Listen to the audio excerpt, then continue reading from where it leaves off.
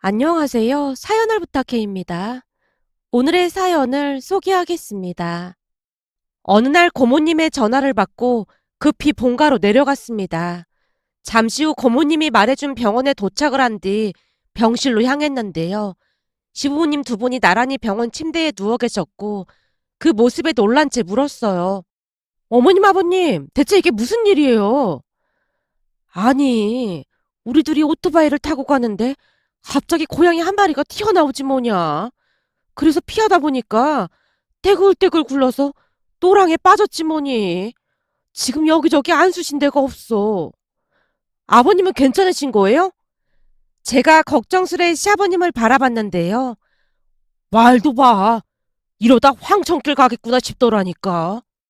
시아버님 말이 끝나자마자 고모님이 추임새를 연신 터뜨렸습니다. 진짜 큰일 날 뻔했다니까. 이건 분명히 돌아가신 엄마 아버지가 도와주신 거야. 나도 얼마나 놀랐던지 아직도 심장이 막 지 맘대로 뛴다니까. 고모님이 벽을 짚은 채 깊은 한숨을 토해냈습니다. 그 모습에 급히 약국으로 뛰어가서 우황청심환을 사서 고모님께 드렸는데요. 고맙다. 역시 둘째가 생각이 참 깊어.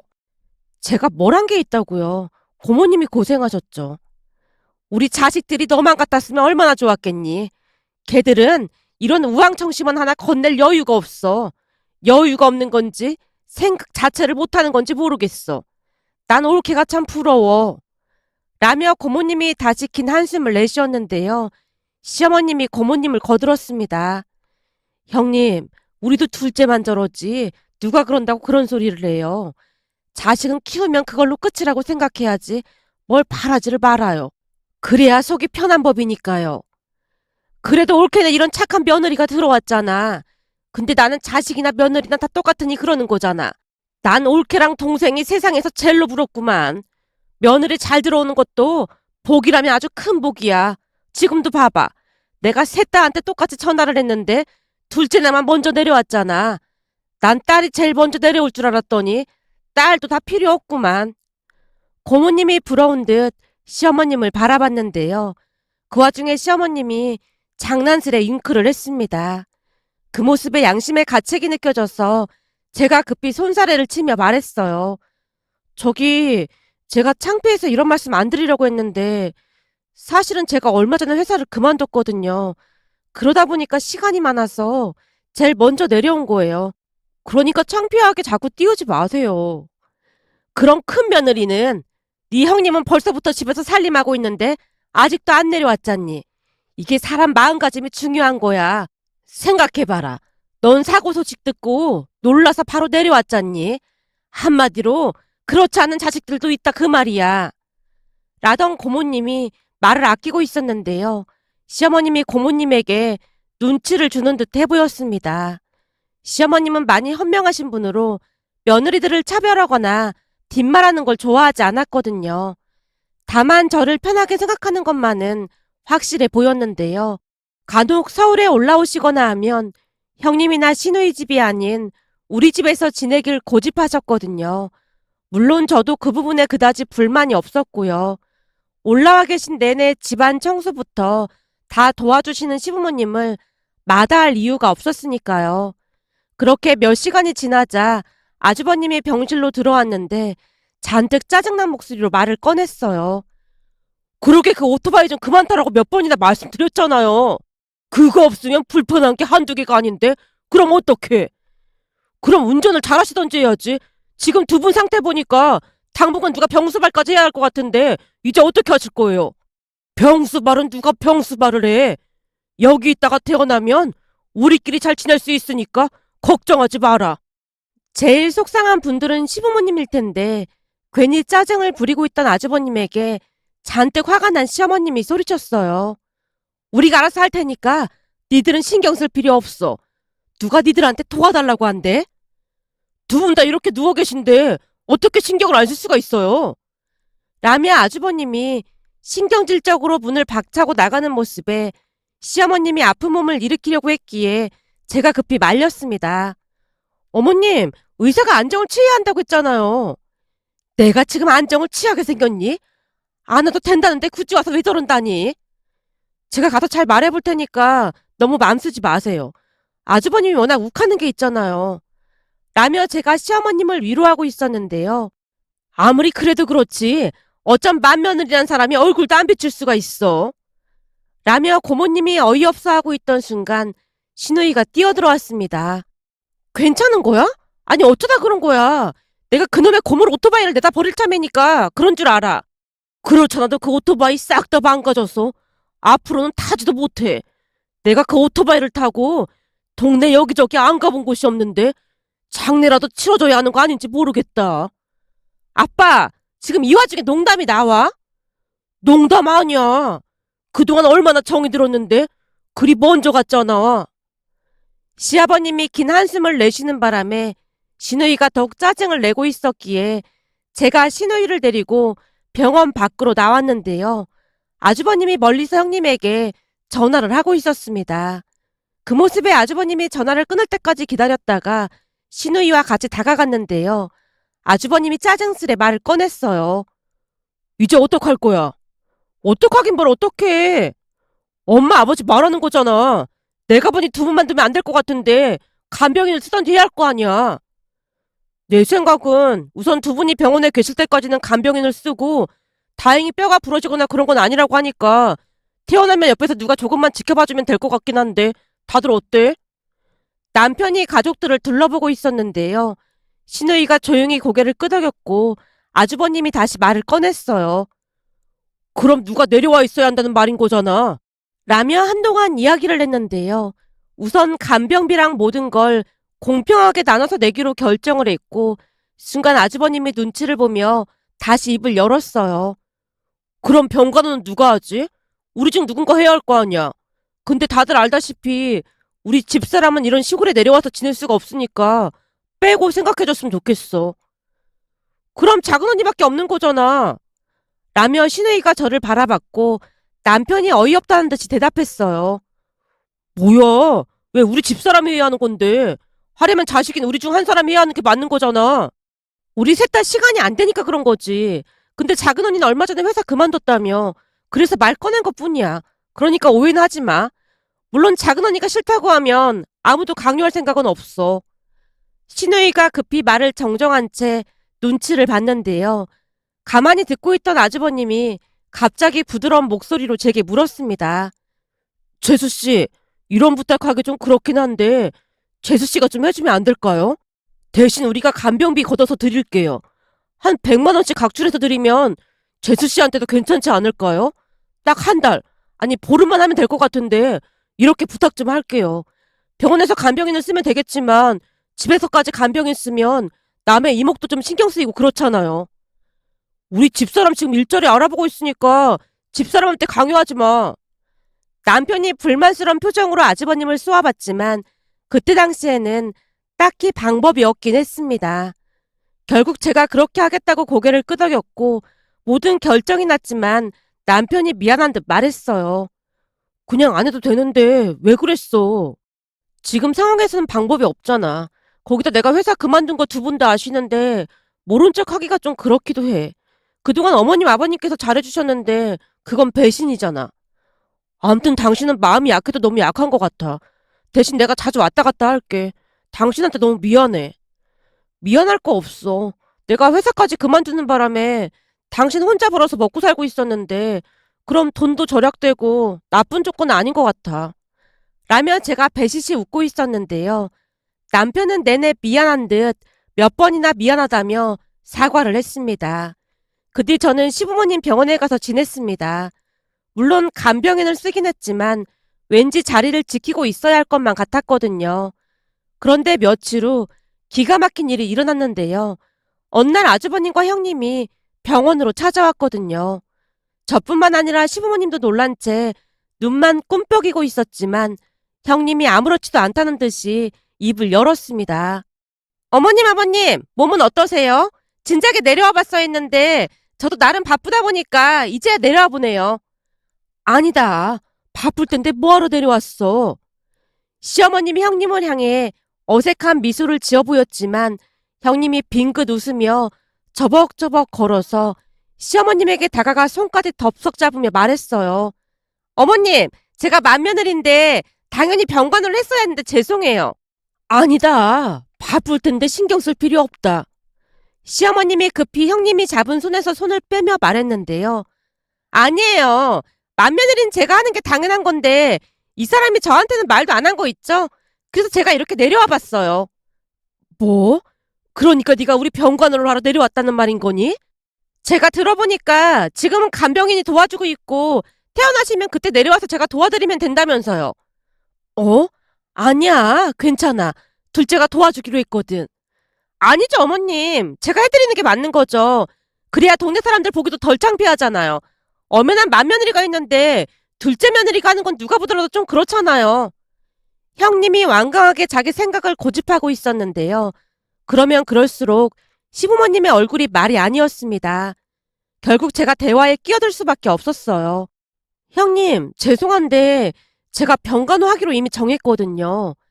그건 내가 없을 때 얘기했던 거잖아. 근데 내가 알게 됐으니까 다시 정해야 하는 게 맞는 거잖아.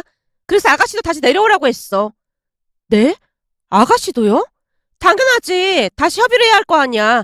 동서, 그리고 잠깐 나 좀 볼까? 라며 형님이 먼저 병실을 나갔고 제가 쭈뼛거리다 형님의 뒤를 따랐는데요. 밖으로 나가자마자 형님이 제게 쏘아붙였습니다. 동서 지금 뭐 하는 거야? 네? 제가 뭘요? 그걸 지금 몰라서 묻는 거야? 형님, 제가 뭘 잘못을 한 게 있으면 그냥 말을 해주세요. 형님이 그럴 때마다 마치 취조당하는 기분이에요. 그니까 동서는 왜 그렇게 눈치가 없는 거냐고. 방금도 그래. 내가 두 분 병간호하겠다고 했잖아. 그런데 굳이 왜 끼어들고 난리야. 아니 그건 이미 결정이 난 거니까 말한 것뿐이에요. 그때는 내가 없었던 거니까 다 무효야. 그러니까 다시 결정해야 해. 곧 아가씨 도착하니까 조금만 기다려봐. 라며 형님이 못마땅한 듯 비죽이는 입술로 말했습니다. 그렇게 잠시 후 신의까지 도착을 했는데요. 형님이 왜 그리도 간호를 한다고 했던 것인지 검디 검은 속내를 드러내기 시작했습니다. 그때는 제가 없는 자리에서 결정을 했다고 하길래 다시 말을 해야 할 것 같아서요. 이미 결정을 했는데 무슨 말을 다시 한다는 거예요? 신우이가 어깨를 들썩이며 어이없다는 듯이 물었습니다. 다들 알다시피 제가 이 집안의 맏며느리잖아요. 그래서 제가 병간호하는 게 맞는 것 같아서요. 지금 제가 잘못 들은 거 아니죠? 말이 거창해서 병간호지. 어차피 병원에 입원해 계신 동안에는 간병인 쓰고 태어나시면 간단히 돌봐드리는 거라면서요. 그 정도야 아무것도 아니죠. 아니 그래도 큰언니는 시골에서 지내는 것 자체가 싫다고 잘 내려오지도 않았잖아요. 근데 진짜 하겠다는 말이에요? 하는 거야 별로 어려울 것도 없는데 근데 그 병원비 해드릴 때 걷기로 한 돈을 좀 늘려야 할 것 같아요. 생각해봐요. 식비도 있고 한데 그 정도는 어림도 없지 않겠어요? 형님 입에서 돈 이야기가 나오던 순간 신우이가 피식 웃었습니다. 역시나 돈 얘기를 꺼내네요. 글쎄요. 저는 그럴 생각이 전혀 없네요. 네? 그게 무슨 말이에요?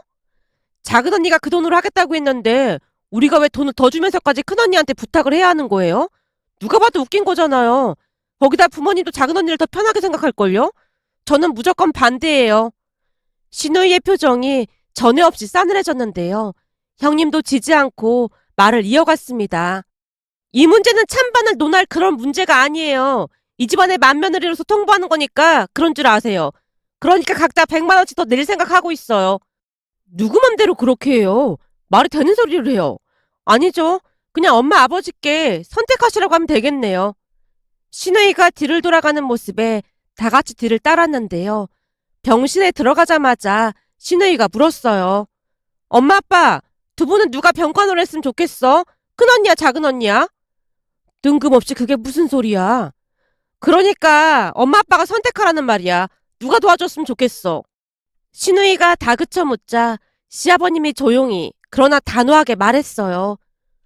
둘째는 우리가 사고 나기 전에도 집에서 며칠씩 자면서 농사일도 돕고 그랬는데 둘째가 하는 게 맞지. 둘째가 살림도 다 알고 있기도 하고 말이야. 아버님, 그래도 제가 맏며느리인데 그건 좀 아니잖아요. 순간 형님 목소리가 날카로워져 있었는데요. 시아버님도 지지 않고 말했습니다.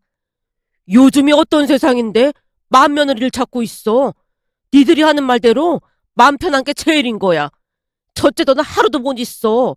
사방에 벌레도 돌아다니고 그러는데 어림도 없다. 라며 형님을 설득했지만 형님도 고집을 꺾지 않았습니다. 신우이가 그런 형님에게 일침을 가했습니다. 그럼 큰언니가 병간호하고 돈도 안 받으면 되겠네요. 이 집안의 맏며느리가 그 정도는 해야 하는 게 맞지 않겠어요? 뭐라고요? 지금 그걸 말이라고 하는 거예요? 거봐요. 하기 싫잖아요. 근데 왜 굳이 한다고 하는 거예요? 큰언니는 그냥 앞으로 본가에 관심 끊고 살면 돼요. 큰언니가 언제부터 집안에 신경 썼다고 그러는 거예요? 아니면 무슨 꿍꿍이라도 있는 거예요? 신우이가 눈을 치켜뜨고 형님에게 따져 물었는데요. 순간 형님이 당황한 채 뒷걸음질을 쳤습니다. 그 모습에 신우이가 더욱 몰아붙였고요. 언니 무슨 꿍꿍이가 있는 거죠? 그런 거 없어요. 꿍꿍이는 무슨 꿍꿍이가 있겠어요. 알았어요. 그럼 내가 돈 안 받고 병간호 할게요. 그럼 된 거죠? 형님이 신우이 눈을 애써 피한 채 대답했습니다. 그 모습에 우리 모두 놀란 채 입을 다물고 말았는데요. 형님이 기다렸다는 듯이 반격을 가했어요. 아가씨, 진짜 그러는 거 아니에요. 다른 사람도 아니고 부모님 병간호를 가지고 어쩜 그럴 수가 있어요. 그럼 그렇게 하기로 했으니까 난 이만 가볼게요. 여보, 난 고맙긴 한데 진짜 할 수 있겠어? 그냥 하면 되지 못할 게 뭐가 있어. 아주버님이 뒤를 따라가며 묻고 있었고 형님이 짜증스레 대답했습니다. 그 모습이 조금은 이상해 보였지만 굳이 형님이 병간호를 하겠다는데 말릴 이유는 없어 보였습니다. 그렇게 시간이 지나 시부모님이 퇴원을 했고 형님이 시댁에 내려가 있는다고 했는데요. 어느 날은 신우이에게 전화가 걸려왔어요. 작은언니, 큰언니 진짜 너무한 거 아니에요? 왜요? 사실 제가 어제 본가에 내려갔다 왔거든요. 근데 보니까 아침밥으로 시리얼에 우유 부어드리고 점심은 그 편의점에서 파는 즉석 사골국에다가 딸랑 김치 하나에 고모가 가져다 준 반찬 몇 개가 전부인 거 있죠. 본인이 병간호를 하기로 했으면 제대로 해야지 진짜 무슨 심보인지 모르겠어요. 아가씨 목소리에 불만이 가득했기에 제가 조용히 말렸어요. 아가씨, 그래도 형님이 병간호 해드린다는 게 어디예요. 그거 아무나 못하는 거예요. 병간호는 무슨 병간호예요. 하루 종일 누구랑 통화만 하고 아무것도 안 한다는데. 그래서 엄마가 그냥 올라가라고까지 했다는데 말도 안 듣는다잖아요. 네? 그게 정말이에요? 그렇다니까요. 가라는 데도 안 가고 저러고 있다잖아요. 진짜 무슨 생각인지 알 수가 없다니까요. 라며 신우이가 한참 동안을 하소연하다가 전화를 끊었습니다. 그런데 그 뒤 기가 막힌 일이 일어날 줄 누가 알았겠습니까? 어느 날 평소보다 일찍 퇴근한 남편이 씩씩대며 말했어요. 영수 진짜 미친 거 아니야? 갑자기 그게 무슨 말이야? 아니, 진짜 미쳐도 단단히 미친 것 같아. 우리 빨리 본가 내려가 봐야 해. 지금? 갑자기 왜? 내려가면서 얘기해. 지금 난리 났다니까. 남편이 급히 나가는 모습에 저도 뒤를 따랐는데요. 내려가면서 차 안에서 들어보니 형님이 어마어마한 사고를 쳤다네요. 그러니까 시아버님 현금카드에서 꽤 큰 돈을 몰래 빼냈던 모양이었어요. 남편이 잔뜩 격분한 채 소리쳤거든요. 아니 진짜 미쳤다니까? 어디 할 짓이 없어서 며느리가 시부모님 돈에 손을 댈 수가 있어. 혹시 잘못한 거 아니야? 형님이 좀 막무가내긴 했지만 그럴 사람은 아닌데. 잘못 알긴 뭘 잘못 알아. 지금 돈 빼간 거 들통나서 잠적했다는데. 뭐? 잠적? 그게 정말이야?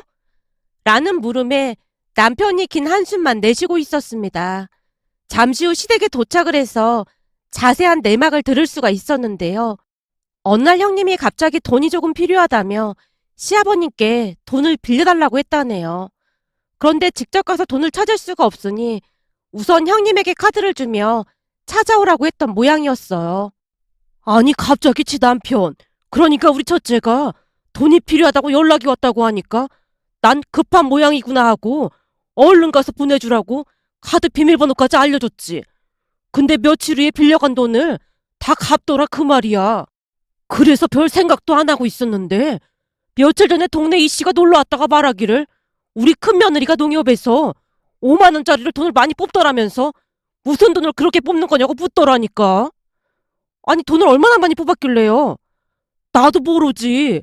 5만 원권으로 뽑아서 가방에 막 넣더란다. 그래서 내가 혹시나 해서 현금카드 넣어둔 서랍을 열어봤더니 카드가 감쪽같이 사라졌길래 첫째 들어오자마자 물었지. 라며 시아버님이 자세히 말해줬는데요. 그날 도대체 어디를 다녀온 것인지 형님이 녹초가 돼서 밤늦게 돌아왔다네요. 그 모습에 시아버님이 따져 물었고요. 너 혹시 내 현금 카드 가지고 가서 돈 뽑았냐?